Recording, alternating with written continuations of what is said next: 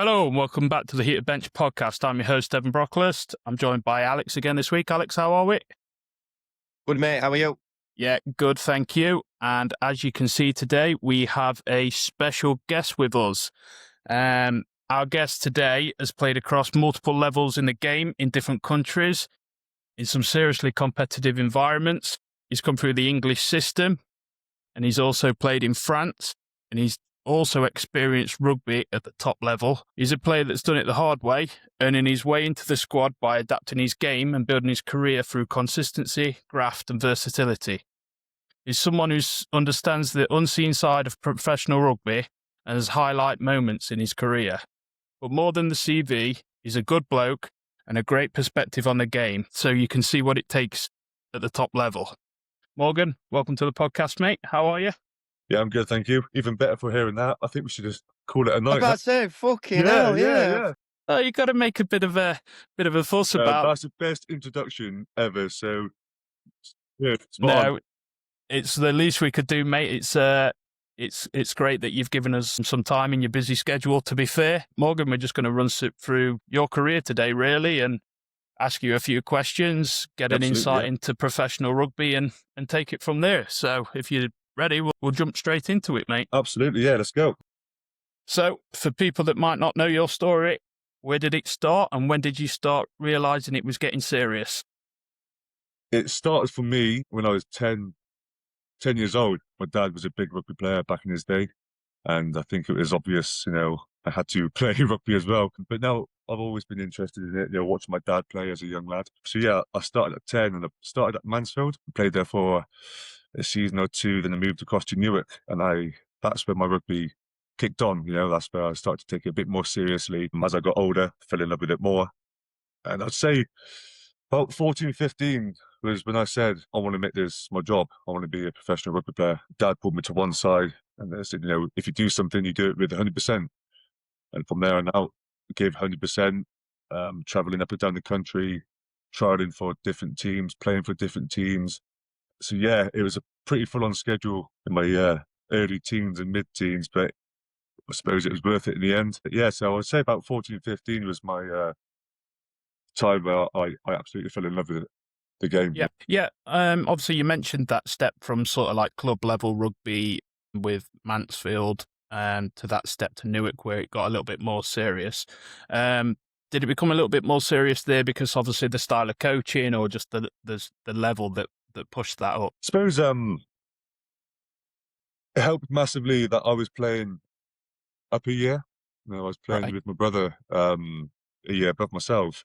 And I think that helped me massively. And we had some really good players at Newark. I'm not saying Mansfield didn't, because they did. They had some really good players.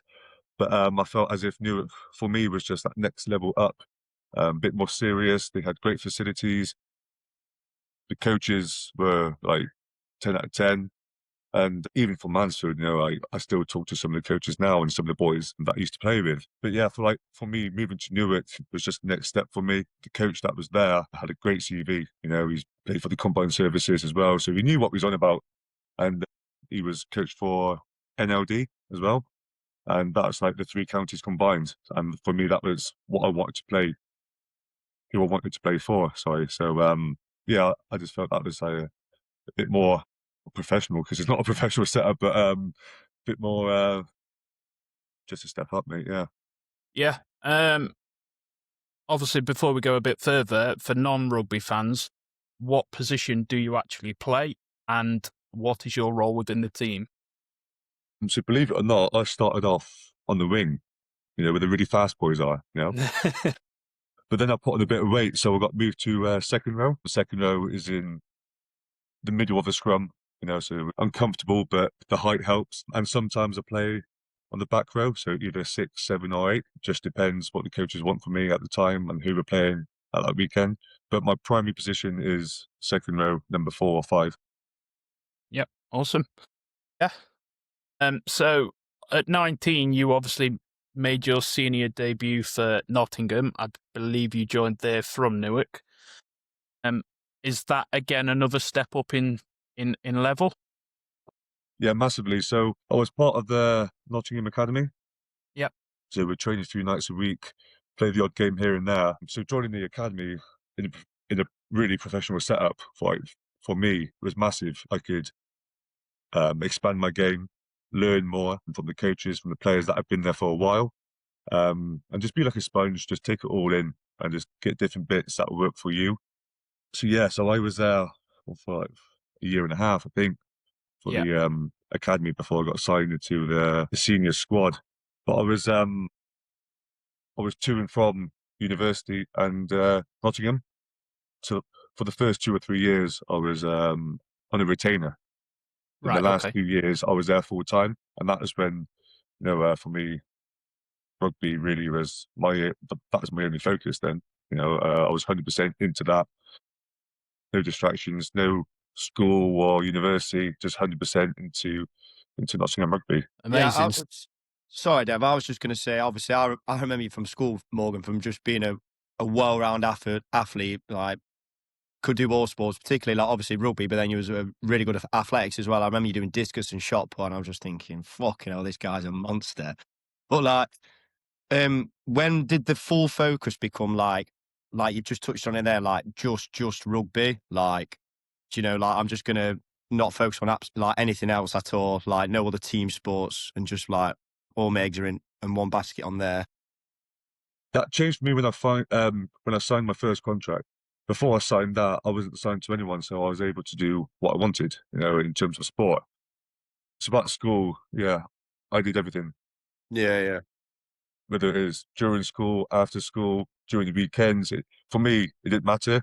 I just wanted to be involved, like you said, athletics, badminton, volleyball, bit of football sometimes, Anything not to be sat in a classroom.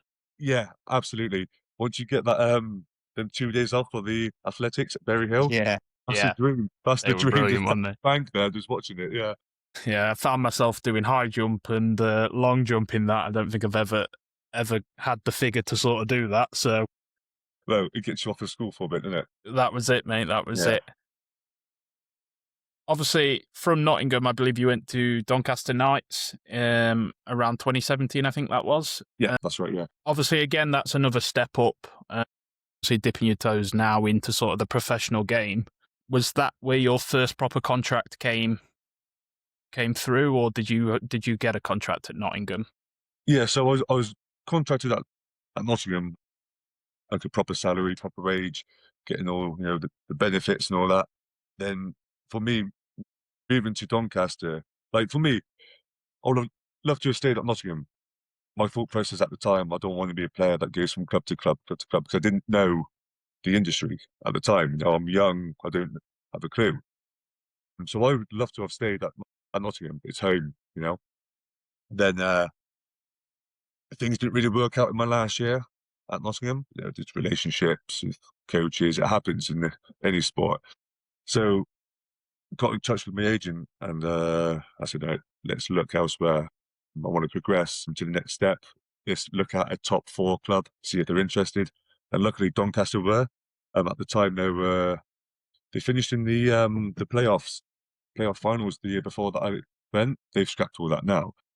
Yeah, so for me, the way I look at it, Nottingham was professional, but Doncaster was professional with a capital P, just that next level up for me. Really good facilities, really good fan base. It's cheap as to live up there. So that was a good a place bonus to for me live. as well. Great night out. Was Yeah, Nottingham was that at Lady Bay, and then was you playing your home games at Notts County? Is that right? Yes, yeah, that's right. Yeah. They changed that. They changed that as well. And so we was at Meadow Lane, which is perfect. The pitch was like a carpet because, of course, Notts County play there. But I'm not too sure what happened and why we left. That was the politics side of things. I didn't take care of that. Stay out of those. Yeah, yeah. Don't get tied into that. Excuse me. So yeah. So where was you playing your home games then? When you weren't playing at County? We played at Lady Bay. Oh, you was playing them at Lady Bay, right? Okay. Yeah. So once we got kicked out, told to move from the county ground, we moved to Lady Bay, and that's where they put up big tents, big marquees, and bit of seating on the side. And we made it what it is now. It's not a bad place to go and watch rugby or go and play rugby. It gets flooded, and sure, but it is what it is. But it's I suppose it makes a big difference to your game, though. Like you say, when you're playing on a carpet football pitch that's turned into a rugby pitch, to playing on something that has got it's got the lock next to it, hasn't it? So yeah. Well, it the rugby turn obviously, at the it runs bottom now. straight. Yeah, so Yeah, yeah, I can't imagine that was too easy of a change. But like you say, as a pro, you have to adapt to that. yeah. So obviously, Doncaster, how did that work out for you when you were there? I loved it. It was great. 3 good seasons there. Met some good guys. Coaches were really good. We had this Clive Griffiths, was this old crazy Welsh guy, but he was a legend. He'll tell you how it is. He's black and white. Very good coach. Yeah, so it was just the next step up for me. Getting some good game time, learning from some great players in my position as well. We had a few boys coming in and out. So yeah, for me, it was just like another place to gain experience, pick things that works for me. Yeah. Yeah, and as I said, the facility itself is a hybrid pitch. They've got a hybrid pitch now, 50-50. Yeah. And it's perfect. Like for me, that's a perfect pitch. None of this synthetic stuff you get now, which I cannot stand. But No. most teams have them now, so you've just got to get on with it and play on it. Yeah, there's nothing. I mean, obviously, football was what we played, but yeah, to go from grass to go into like these synthetic surfaces, it probably changes the way that people play the games, because obviously you sort of always know what's coming in terms of the way it works, don't you? You don't get that little bit of deviation from the pitch or whatever else to help you out. Yeah, I was just about to ask that, Morgan. Like, obviously, playing on an artificial pitch for footballers, and I know the NFL do it, can be really bad for injuries. So, just thinking for rugby players who are having that more contact, are you lads not getting more injured as a result of these pitches? Yeah, 100%. Like, in my opinion, the injuries that you see on synthetic is, is a lot. A lot of knees, a lot of ACL injuries, meniscus, cartilage, and there's a massive rise in it as well. If you look at games played on grass, you get injuries as rugby. It's a contact sport, right? Compared to games played on synthetic's higher. Concussions are higher, knee injuries are higher, hamstrings, ankles, because once your foot is planted in the synthetic, it's not moving. It is locked in. Yeah. But on grass, you've got a bit of give, your foot can slide out a little bit more. So yeah, and it's all depends where you play. If you play a team that is on synthetic, it's going to be a fast game. But if you play, for example, at Lady Bay on a cold winter night, it's going to be muddy. It's going to be wet. It's going to be slow. So that's when you need to change your tactics to that. I always, of course, as I said, I enjoy playing on a grass pitch. That's for me how rugby should be played. But I also understand why they introduced synthetic in the first place, for one, to save money on maintenance on the ground, and so you can play games in winter as well. But it's not for me. No, like I said, I think it's creeping into most sports now, and like Alex and yourself have touched on that. I mean, I'm big into the American football now, and the amount of non-contact injuries that like players are getting by obviously trying to cut routes and change direction really quick. And like you say, once that foot's planted, there's just not really anywhere your body could go. And I mean, I actually broke my ankle playing five-a-side on a synthetic pitch, sort of the same thing. Go to tackle, foot gets stuck in the floor, you go straight over the top and snap, and then...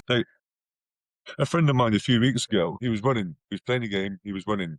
No contact, didn't hit anyone, no one hit him, bang, on the floor, ACL, gone.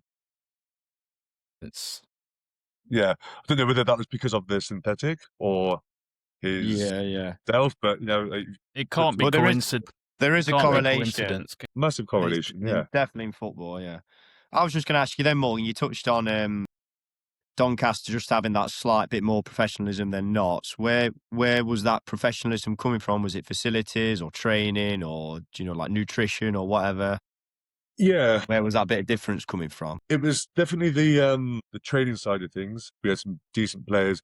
Again, I go back to I'm not saying Nottingham wasn't professional, because at the time I was there, we had some world-class players, some unreal players. But as I came towards my end of my time at Nottingham, them players had left. And I felt as if, and as I said, didn't get along tough last year. It was time for me to move on. Then moving to Doncaster, it's just a breath of fresh air. Nottingham appreciated it, loved it. Right, for me, next step is here. Let's take it for what it is. So the facilities were really good. We had some great staff. We got fed at the club as well, which is always a bonus. Yes, we had some nice lunches there. And yeah, it's just for me to evolve as a player. So play a bit of back row from time to time. That was probably my first time in a long time at Doncaster that I was starting to be seen as a back row as well. Not all the time, but I can as and when. So it was just that next step up for me, and definitely learned and gained a lot from it. Yeah, I was just about to say, I suppose like you could stay at Notts and stay in your comfort zone a little bit, can't you? But like just Yeah, go into a new team and like you say, to a new town and yeah, new players, new coaches, you just yeah, probably learn things and just have a good experience for later on in your career, don't you? When you yeah, like you said, that move to Doncaster probably steadied you in for when you go into France and that. Do you know what I mean? So yeah. Completely agree. And like, you go to a new club, you're no one. You know, yeah. what you've done for the last 5 years at Nottingham means nothing here. Yeah, sure, you've got 5 years of experience or 2, 4 years of experience, but you go to a new club and you've got to fight to get that shirt because you're at the bottom of the pecking order. So you've got Yeah. not literally fight, but you've got to work your ass off, whether that's off the pitch or on the pitch in training. And when you do get your chance in a pre-season game or a league game in general, you've got to show. You've got to turn up. So yeah, it kicked me up the ass because, like you said, you can be complacent at one club and just be there for the journey. So for me, like going there, it gave me a kick up the ass. Go right, I need to sort myself out and fight for the shirt and take in what I'm learning, listen to the coaches, and put it into action. And then hopefully that starting shirt will come. Yeah, Alex touched on it briefly there. You'll have to correct me if I'm wrong, but I believe from Doncaster you then went to play Pro D2 in France with Béziers. Is that correct? Yeah, that's right. Yeah. So my question really, mate, is you've gone from the English system and dropped over into France. How was that change, and what are the differences in the sort of styles, the way that it works, obviously the training, etc. What's the differences between playing over here and playing over there? Oh, to go to France was a big step. It's a big step for anyone to leave the country and by themselves and go to a different place to play. My last year at Doncaster, like, with any sport, and I'm sure with any athlete, you go through highs and lows of sport. 1 minute you absolutely love it, the next minute you're thinking, "What am I doing?" But there's more highs and lows, and that comes with the mental side of things, which we'll touch on later, I'm sure. But yeah, so I was ready to pack it in after Doncaster. I was like, I'm done. Spoke to my dad, spoke to my agent, and they said, "We've got an opportunity for you in France. Would you be interested?" And I was like, "Yeah, well, we'll have a look. We'll have a look and see what's on offer." Bezier came through, offered me a 2-year contract. I went over there with my dad to have a look, and I fell in love with the place straight away. Massive stadium. For a second-tier team, the stadium's massive. Not as big as football, but for rugby, and for me as well, going into that, I'm like, wow, this is unreal. So I quickly signed. I signed and I joined them in the summer of 22. And for me, that was when I was playing my best rugby in France. Them 2 years, I loved it. Got injured, sure, but them 2 years for me was just unreal. And as a front five player, I mean front five as in the front row and second row, that's where you learn your trade in France. You get some big, nasty men playing in them positions that will teach you how to play rugby. So I think I was 25 when I first went over there, and I've got Nottingham and Doncaster behind me now. So like, I'm no kid no more. But I came to France, and bloody hell, it was a whole new, different learning curve altogether. Have to get used to the French language, the French way, the system, how they play, how they communicate, how they train. And yeah, it hit me. It was a big shock to the system, but same with moving from Nottingham to Doncaster, it gives you a kick up the ass. You've got to get with the program. Yeah, it's that factory reset for you. Yeah, yeah.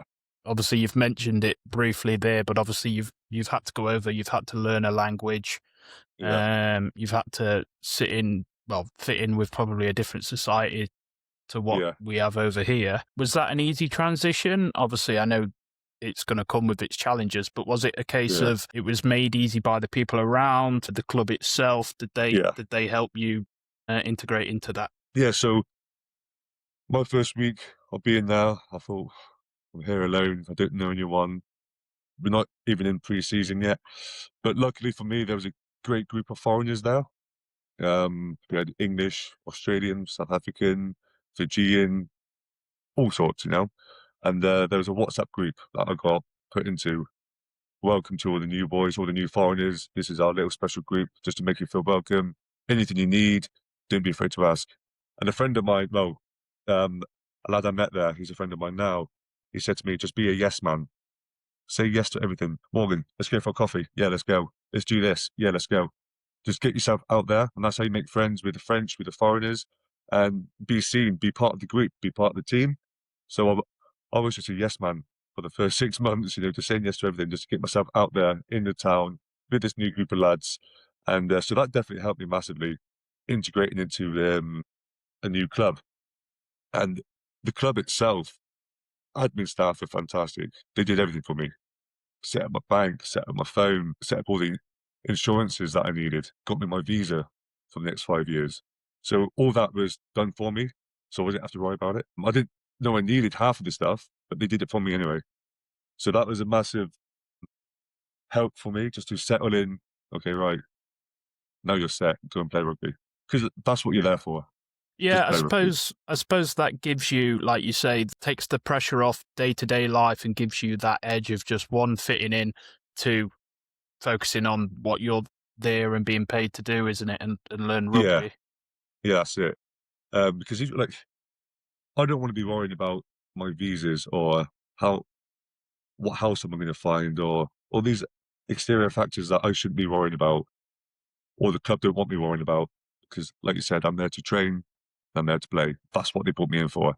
And if I let all these exterior things affect my game, then there's a problem. I'm not going to play my best because I've got something in the back of my head. So they want, not just me, I'm talking about all the players there. They want their players sent, and that's with any team. Yeah, no, that's go on, Alex. Sorry, Deb. Yeah, I just wanted to ask, obviously, you said you was done with the rugby until this offer come along. I was just going to ask then, if you had options with clubs in England versus the clubs in France at that time, would you have stuck with England or would you have gone out to France still, do you reckon? I would have gone out to France. Yeah. For sure, because I was offered, I was asked by my agent the year before I signed up that 1 year with Doncaster, would you be interested in France? I was like, at the time, yeah, well, not too fast. I've got this contract here at Doncaster for 1 year. So if you find something, I'm not too bothered. So I ended up staying at Doncaster. And in that year, I was like, right, I'll put all my eggs in one basket now. Let's go France and just try it out. Yeah. Awesome. So after Bezier, is that when you obviously got the move to Bristol? Yeah. Yeah, so you joined obviously Bristol Bears. They play in the Premiership, is that correct? Yeah. Level so one. That's obviously top level. Yeah. How was that? Was that another massive culture shock and another big change to the system? Yeah, absolutely. I'm talking Bristol Bears Premiership, that's like the next level. Like, that's what all kids in England aspire to be in the Premiership. And that's all I've wanted to do as well.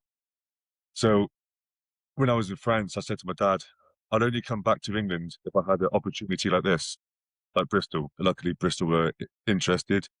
I took it with both hands. I said, yeah, let's give it a shot. Let's give it a go. It was a 1+1 because they didn't know anything about me. I've got no experience in the Premiership itself.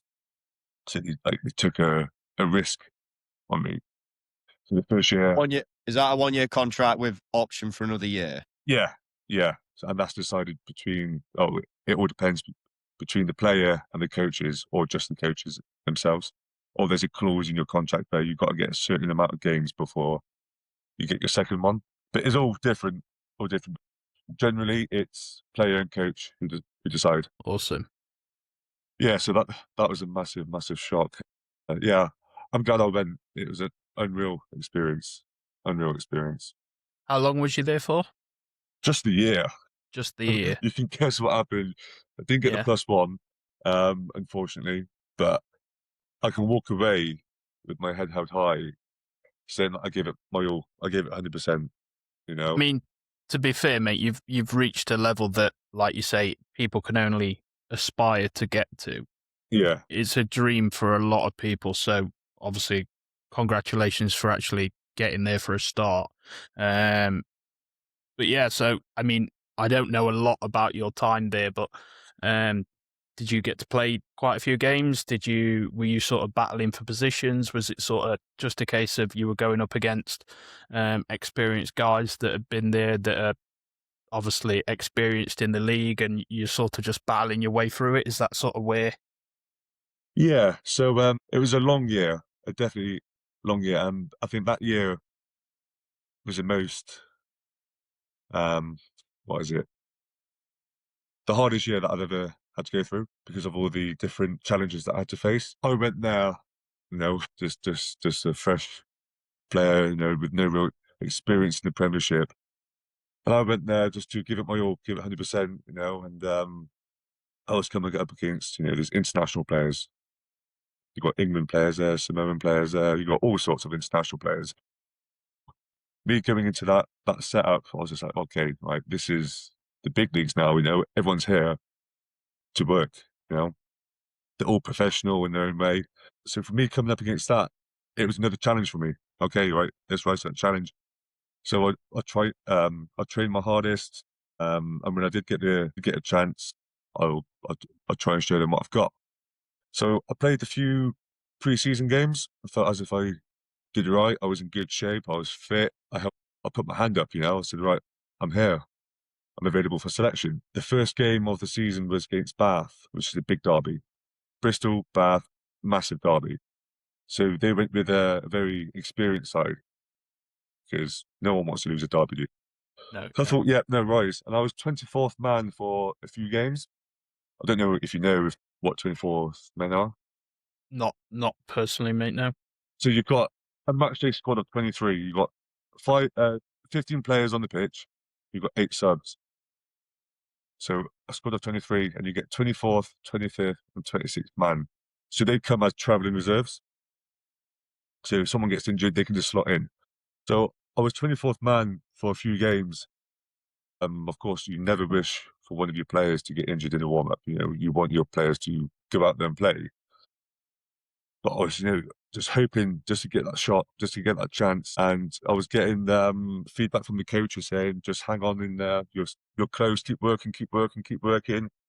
Played 2 or 3 games in the Premiership Cup, which I loved. Played against Bath, played against Exeter, played against someone else as well. But that was amazing for me. Putting on that Bristol shirt, running out at Ashton Gate. For me, that was, I was happy. I'm heading in the right direction, but still didn't get that Prem called up, which is what everyone wants. And so for me, the first 6 months I was up and down, up and down. Then 2 clubs went bust. They went under. Then we got a few players in different positions, and I just fell down even further Well done. in the pecking order. So for me, like, it's rugby, it's a business. Everyone's got to make money. I carried on. I turned up to training early hours. Did my work, did my analysis, did my line-out work. Got injured, came back from that. All good. So it was up and down year for me mentally because I wasn't playing. I was 28, 29, I think.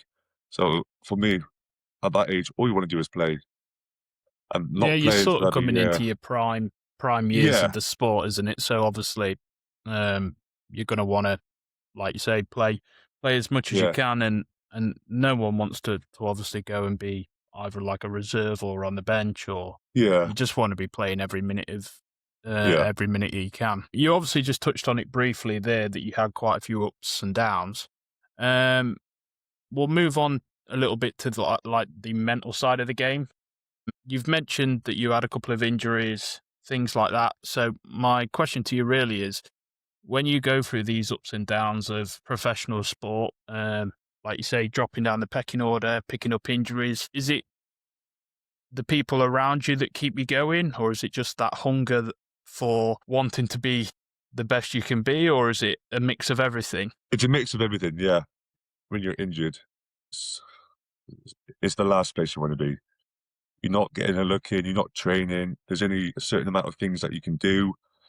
It just feels like you just come to a halt. You can't do anything. Depending on what group you've got, they can either be poisonous and moan about everything, and be real negative, or you get a good group where you just bounce off each other, help each other out, right? Push each other, and just be professional in your recovery, and just do everything in your power that you can to get back as soon as possible.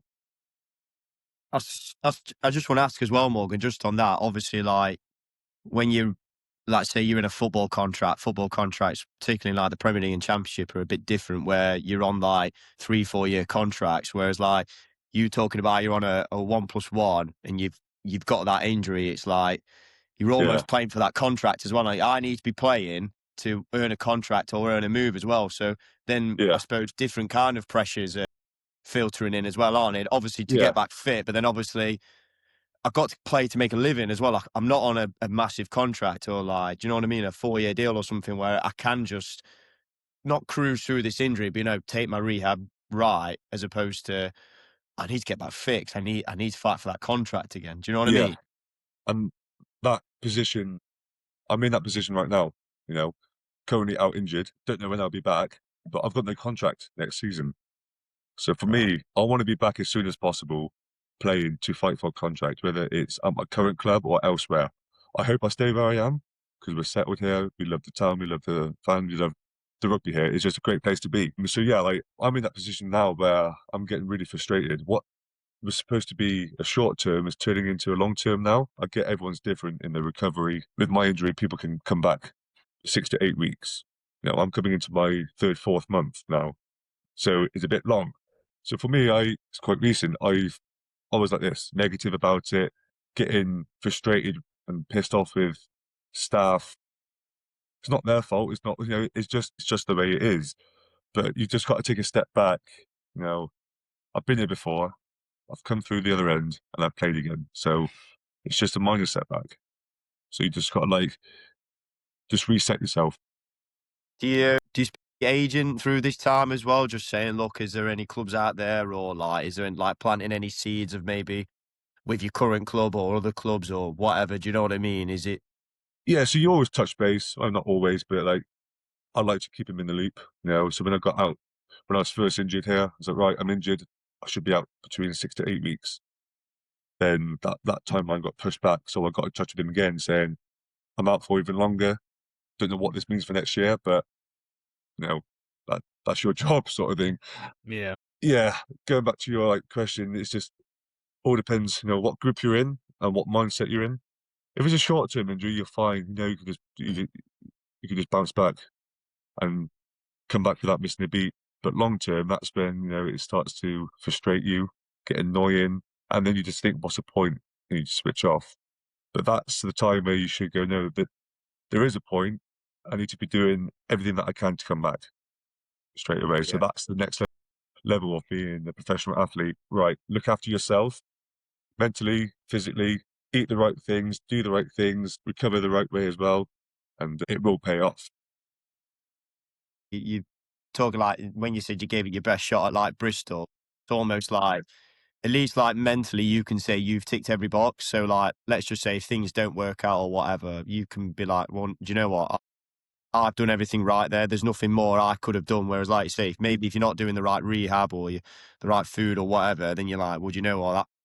That's my accountability. Do you know what I mean? Yeah, yeah. So that year at Bristol, there's two ways I could have looked at it. One, really negative and just slag it off, or two, in a positive way. I choose a positive way because I don't want the negative side to eat me up and hate it forever. But for me, like that was such a big part of my life. It's where I met my current missus now. I can take so many, what's the word for it? So many positives from it. I met some world class players. I fed off them. gained experience from them, trained with them, played with a few of them, coached by some world-class coaches, the best facility, I would say, in the country for rugby. It was unreal. So I can walk away, like you said, 100%. I tried my best. It just wasn't meant to be, but I tried my best. Yeah, Did and you like you, ever? go Go on, on, Dev. Alex. Oh, no, I was just going to say, like, we've talked briefly about like standards at like Mansfield, Nottingham, Newark, Yeah. Frank. Did you? I remember Gary Lineker talking about when he was playing levels at football. He said, whenever I went up a level, I always found out. I always thought it was going to find me out, but it never did. Did you kind of feel that with rugby in the Premiership a little bit, where it was like, because obviously I played with you with sport, and it's like, wow, this lad's like just a level above, like physically, and do you know what I mean? Just dominates. But like, as you're going up levels, do you ever think, oh, this is my level? Then it's like, well, I can go up a level, and then when you got to like Premiership, or do you actually feel like, no, do you know what? I could have played at that level if things worked out. Do you know what I mean? Yeah, absolutely. So when I first signed there, of course I was nervous. Didn't know what to expect. You've got all these big names there. I'm like, Jesus Christ, like Morgan Eames, who's he? So I got there, and I felt like, right, this is my chance to show them what I've got. And I felt as if I held my own. I didn't feel out of place. I felt like I slotted in, got along well with the lads, learnt their way of play, learnt their system, learnt the calls, and I thought, right, I'm all right. Did what I could in training, and when it came to the games, I felt as if I put my hand up and made myself seen. But that was a start. But towards like halfway through and thereon, when things weren't going too great, I just felt like an imposter. Like, do I belong here? Am I good enough? Because I'm not getting valued as a player. So all sorts were going through my mind. So we had Yeah. so we had this psychologist there, Tom Bates, and he worked with all the players as a group or individually. And I spoke to him a few times, and he just changed my whole perspective about my way of thinking. And that's when I said, right, hang on, there's so many positives I can look at, so let's feed off that instead. Let's be positive about being here in the first place. So after that, I didn't feel like I was an imposter. Yeah, I've I earned my mean, spot here. I've earned my spot here. Otherwise, they've seen something in me. Otherwise, they wouldn't have signed me. yeah, I was going to mention it a little bit earlier, obviously before Alex asked his last question, but I guess it's always harder to see it when you're in the moment. Like you say, now you're injured again. Obviously, you're riding that wave, but because you're so tunnel visioned and focused on like you said earlier, getting that next contract, playing, getting back fit and playing, that it's not always easy to see it from that other perspective. I suppose that's where you need a good support system around you. Yeah. Obviously, like you say, at Bristol, you met your current partner. You've mentioned obviously like at Bezier and obviously Bristol that you obviously had the psychiatrist. You've had a good group of lads around you. Would you fall back on other players, or would it always just sort of be like family, close friends sort of thing to sort of pull you out of that loop? Mainly players, because we all go through the same thing, whether that's injury, not getting picked, not having a great relationship with the coaches or other players. So you just naturally gravitate to a group of players that you call your best friends. I remember at Doncaster going for coffees every day for like 2 months straight, because we would just sit there and just talk rubbish, whether that's negatively or positively about the club, life in general. So you have like 2 or 3 players that you just open up to. And at Bristol, I had a few good friends that we would just sit in the sauna and just talk. What was said in the sauna stayed in the sauna. Um, whether that be their problems with their life, rugby, or just anything in general. So we'd open up. You know, when I met the missus, I wasn't much of a talker. Didn't talk, but didn't want to bring my problems home with me. But learned to talk, and I feel like for me it was very beneficial to do that. Not all the time. There's a time and place for me. Sometimes I just want to get home and just forget the day. It was a bad training day today. That's what I'm going to say. Let's move on. There's other things to worry about. But no, like, just got to find that balance. for me. Because if I just talk too much negatively, then I just get trapped. I say what I have to say, then for me, forget about it. Tomorrow's a new day, and we start again. And it might end up being the best training day. Then I think, yesterday was rubbish, it's fine. What was I worried about? Yeah, it's always easy to look forward, isn't it? Obviously, your time, you said you were was it the 25th man? Is it 25th, did you say? 24th. 24th, or yeah.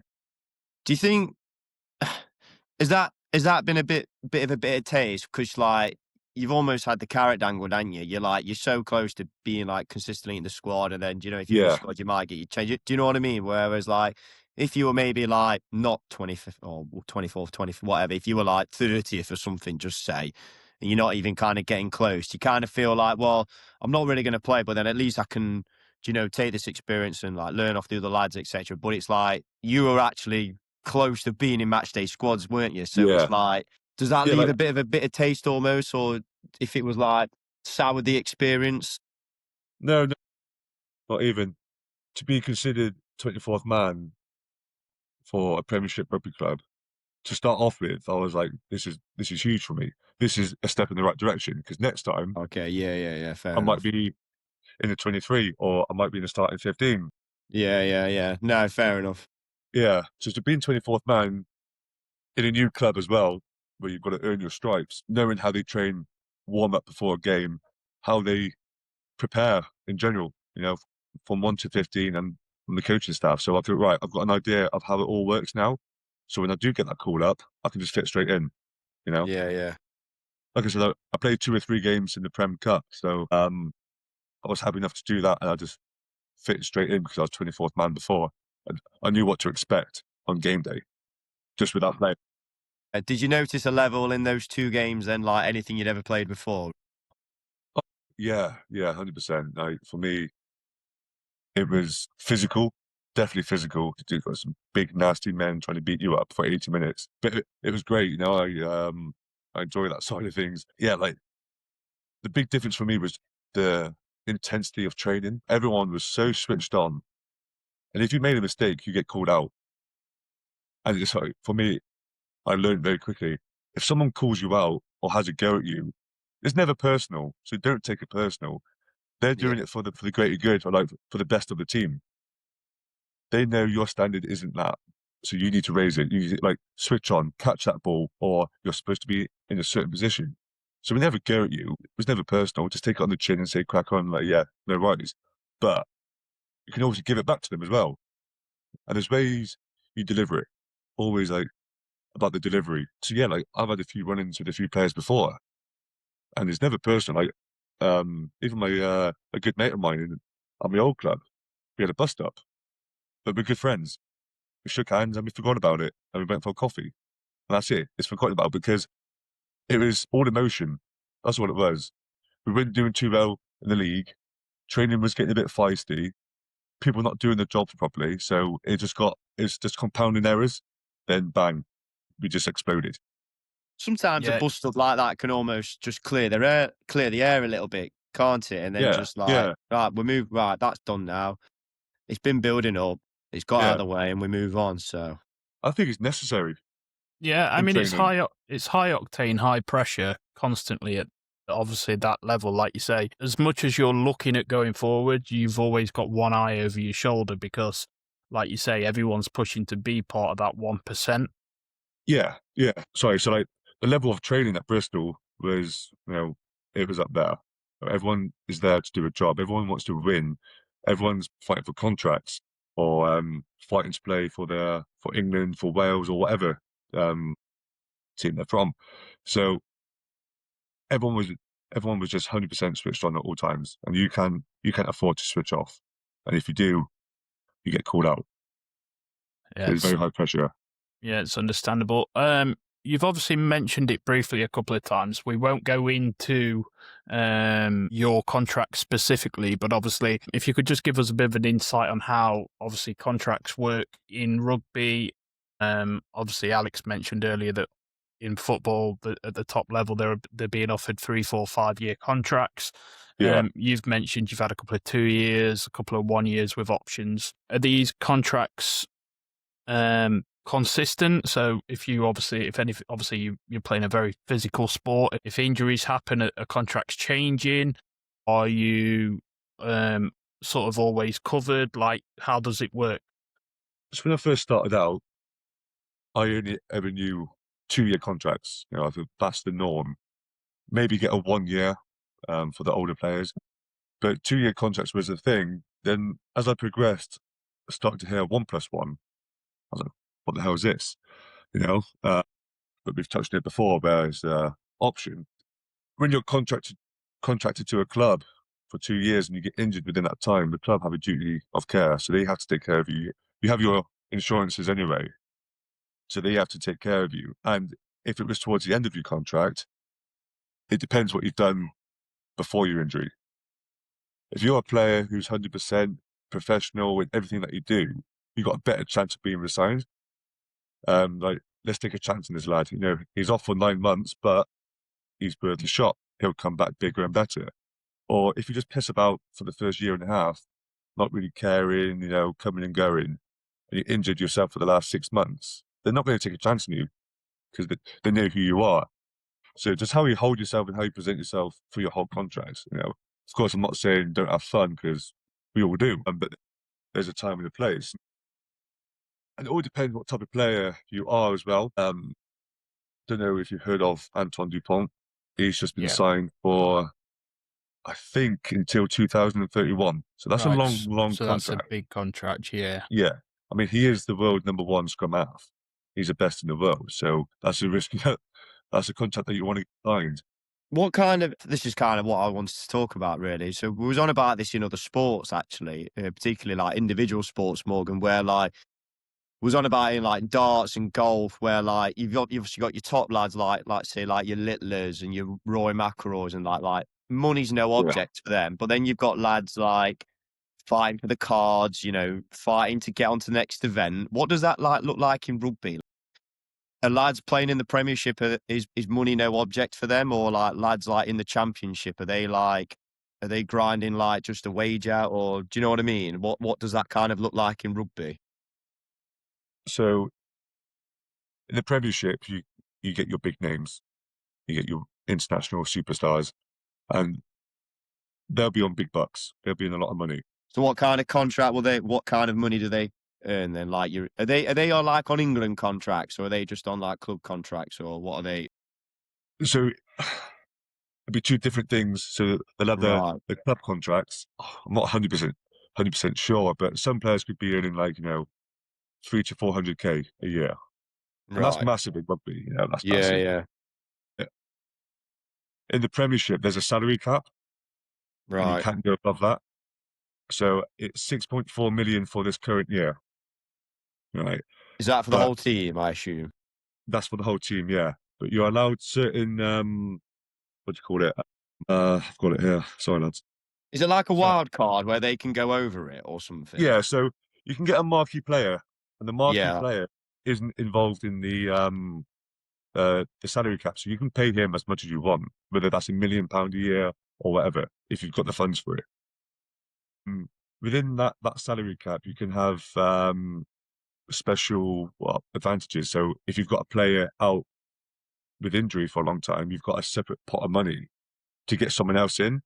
Or if you've got homegrown talent, you can retain them under this different budget. Or if you get international players, you get paid for it from the RFU if you're an England player. But if you compare the Premiership salary cap to France, I mean, France just takes the piss.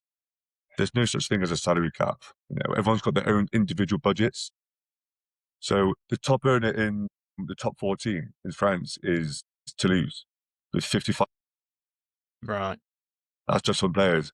And the lowest is Montauban on 5-6 million. So it's a massive gap, yeah. Massive gap. So in between them, it ranges from 5 to 55.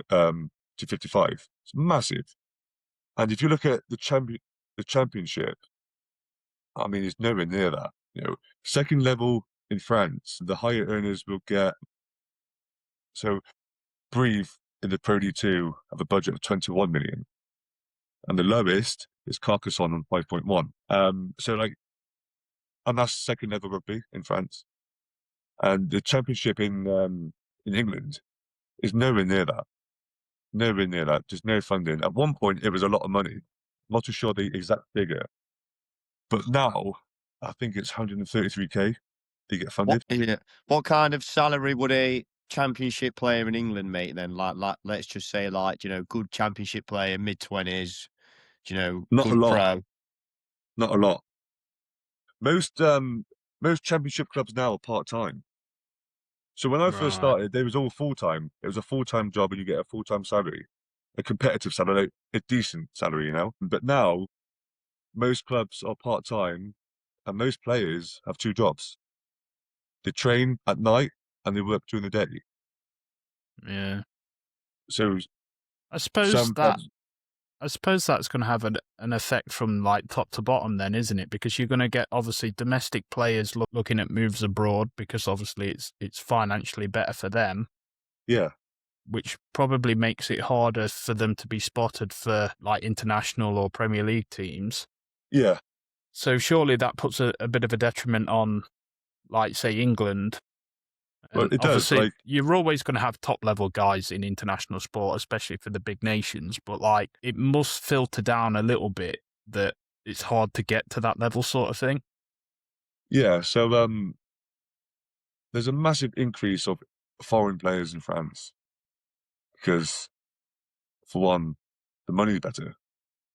That's why you see a lot of English players move to France. You get old players coming towards the end of the career who just want to, bump up their retirement fund, come to Yeah. France and still play decent rugby minds and do well. Or you get young lads who don't really have a chance with England, not quite there yet, so they come to France and get paid good money. But as soon as you leave England and play for a different club, you're no longer available to play for your country. And that's for England as well, you know. So different international teams are like they have different rules, but for England, if you play abroad, you're no longer available. You Is know? that the Wow. same with like the South African lads and the New Zealand lads and the Australian lads? Are they playing all their club rugby in their countries as well? No, no. So I'm not too sure about Is that even the internationals, like the big international lads as well? yeah, so I'm not too sure about New Zealand or Australia, but I think New Zealand, all their internationals play within New Zealand, I think. But with South Africa, I mean, there's South Africans everywhere. You know, I don't think they have to be in South Africa to play for South Africa. They can just get called back from wherever they're playing, whether that's Japan, France, or America, for example. But I think for Wales, you have to have a certain amount of caps before you can play abroad Right. for your country. I'm not too sure if that's changed now, but that's yeah, just promote like homegrown talent, you know, just to promote rugby in your own Yeah. country. It's effectively to stop people playing rugby purely money based, isn't it? It's stopping sport becoming Yeah, franchise based or yeah, and that sort of thing, which from an international perspective you can understand because every international team wants to be the best in the world. yeah, Um, but like you say, from a guy trying to make a living, yeah, there's two ways to look at it. Obviously, that happened quite a bit in cricket with obviously English players leaving the domestic leagues and going to play big yeah, tournaments in Australia, in India, South Africa now, that all these franchise crickets and effectively that's costing the international game at the top level. We've briefly touched on obviously international. We'll take the focus away from you a little bit now. The Six Nations are starting this week, I believe. yes. The first game's tomorrow. Tomorrow.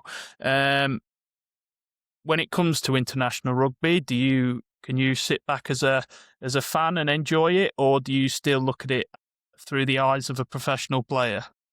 Are you scrutinising everything that goes off? Are you thinking they should be doing this, I should be doing that, this is what I do, that's what they do? Yeah, Or do you just sit back with a beer and think, let's enjoy this? sit back with a can of Stella and watch it. No, bit of both, bit of both. You know, growing up early 20s, I never watched rugby. I thought don't want to watch it because I do it. But over the years, well, recent 6 years, watch it all the time. So when I watch England play, of course, I always want them to do well. So sometimes I do like to sit back and just enjoy it for what it is. If you make a mistake, it's fine. Do it. Just carry on. But sometimes if I got my a different head on, I do watch it and analyze it. Right, oh, good move, or maybe I would have done that, or I would have gone around the corner, or yeah, you do analyze it naturally. Yeah. Watching players in your position as well, for me, just learn from them. What do they do that I can do? And just take it into practice. 50-50 really. Just depends how I feel on the day. Yeah. Did you ever play against any like of the big international lads, or with when you was at Bristol? Then in those couple of games you played, Yeah. So Ellis Genge, he's the prop for England and Bristol. I don't think I ever played with him. I'm not too but you was sure. training with him every day in that. Yeah. You got the likes of Carl Sinclair as well. He's currently in Toulon in France, so he's not available to play for England. He's currently there now. I think that's it from Bristol. Yeah, not many there. It's mental. Was that there they any can't- sort? Yeah, was there any sort of like special treatment for these players, or were they just expected to be the most professional? And was it 2 training sessions for you, 1 training session for them, sort of thing? Or You definitely notice when they leave, when they're not there. Such big personalities, and when they are there, they do train. They're so professional. In my experience, playing and training with these guys, when they talk, you shut up and listen. Because they just have that leadership about them, and what they say is like correct. And for me, coming into that environment as well, I was just all about taking in all this information and learning from the best. So they was expected to drive standards more than anything. Sure, when they come back from tour, they do have special treatment because there's a period where they're not allowed to train and play because they've had such an intense camp. But when they do play or train, they're expected to lead by example. You're an international, you set the standards. So yeah, like no real special treatment as such. no? I asked that because I think there's some stories in cricket more towards like the end of like cricketers' careers where I think it was AB de Villiers would walk into the nets. He'd refuse to face anything other than the sidearm, so the young lads were not really bowling at him, and he'd hit a few balls, and that'd be it. His hand would be up. He'd be like, "Right, lads, I'm off. See you later." Done. Yeah. And that's him done for the session. But he's I think, that. I think Ronaldo got to the point when he was the original Brazilian Ronaldo when he was at Real Madrid. His knees were that fucked that he couldn't train through the week, but he just played on a Saturday, and like all the other lads were just fine with it. Like, yeah, you just turn up on a Saturday, mate. Yeah, no worries. Yeah. I suppose you build your respect and level up enough to earn that, don't you? If you go to your stripes, doing what you've done, then yeah, you can pretty much just do what you want. Yeah. Who were your favourites for the Six Nation? England's for sure. And if you go by current form, England have done really well. 2025 was a good year for them. So I think England, they won't do the Grand Slam, but I reckon they'll win it for sure. Yeah. That's what I really like. And I think France would come a close second. I think it'd be between them two, France and England. Fair enough. We'll start looking to wrap it up a little bit, mate, if that's all right with you. Yeah, all good. Obviously, you mentioned it earlier that you met your partner and you're now a father. How has that changed the way that you look at the future? Is rugby still, obviously, having a career in rugby is still a priority, but obviously, are you looking towards life after rugby? Are you planning for that yet, or are you still fully focused into to staying in it for as long as possible? Yeah, a bit of both. Coming to like 31 now, I haven't got long left, but I will try and play as long as I can. But you've got to find the balance where I want to be able to walk away from the game, injury free, because I want to go to the park and play football or play rugby with my son and be able to do that. I can't do that if I'm buggered. If I get to 34, 35 and I'm happy with what I've done, then yeah, I'll call it a day. But you should always plan for after rugby because you never know when when it's your gonna. career is done. And if I could give advice to my younger self, is like sort your life out for Early. after rugby early, yeah, because it can just end like that. Just a bit of both. Before having my son, of course, I'd play until the wheels fall off. If I was 40, still playing, still getting contracts, I'd do it, no matter the outcome after rugby. But now that I've got my son, I think there's more to life than that. As I said, if I can walk away and able to play with my son in the park, I'll be happy. Be very lucky to do that. It's not just me now; it's my partner, my son that I've got to think about. What does that look like then? What does like the next phase post playing in rugby look like for you then? Is that working in it or going into coaching, whatever? I get asked this a lot, and I always get stumped. In terms of coaching, I wouldn't mind going into coaching, but not at a professional level. I've seen the work they do. It's a lot. It is a lot, and I don't think I could deal with the Yeah. stress tomorrow. Top level sport seems very cutthroat, seems very, I want to say, unethical in some ways as well, with the volume of hours people work and the lack of money they Yeah, get paid. yeah. Well, they're the first in and the last out. I've spent a lot of time away from home with rugby. So if I went into full-time coaching on a professional level, I'll be gone even more. I'll be gone from Monday to Sunday, all week. Like every other weekend, I'm playing away. Every weekday, I'm in from 7 and I get home at 7. Just long days, and I don't want to be like Don't want that. to miss your child growing up. Exactly, exactly.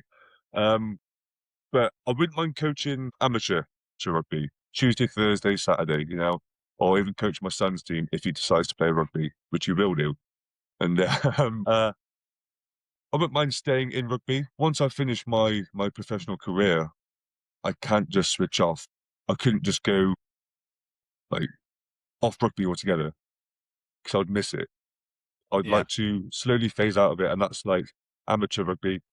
Train Tuesday, Thursday, play Saturday, just for the fun of it, and just slowly graduate phase out of it. Because it sounds weird when you play rugby full time and you stop. Like now, I'm missing the contact. I'm missing running out there with the boys. I'm missing getting hit or hitting someone.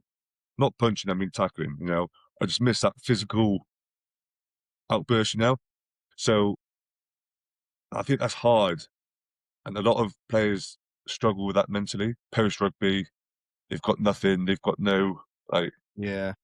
It's common in nothing football, to do. isn't it? When like obviously lads have been on massive contracts and they're training 5 times a week, playing, resting Sunday, Yeah, doing it again, and then all of a sudden, what's been routine for 20, 25 years is now they've got nothing, but then they've got like loads of money, which is why they get like gambling problems and they're looking for that yeah, buzz and that release.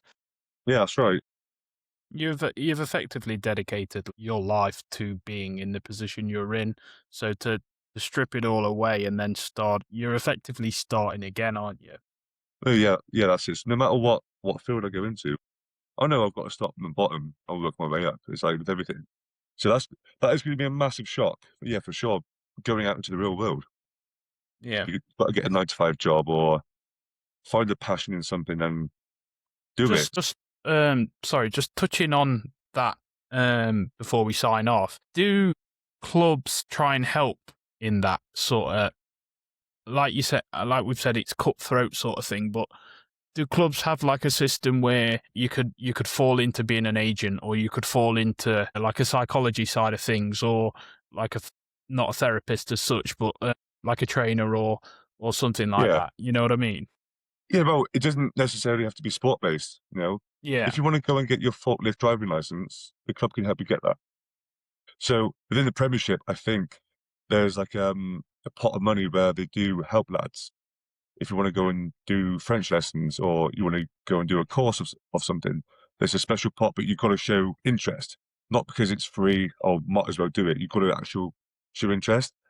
And here in France, there's like I think what Proval is like what to call it a union as such.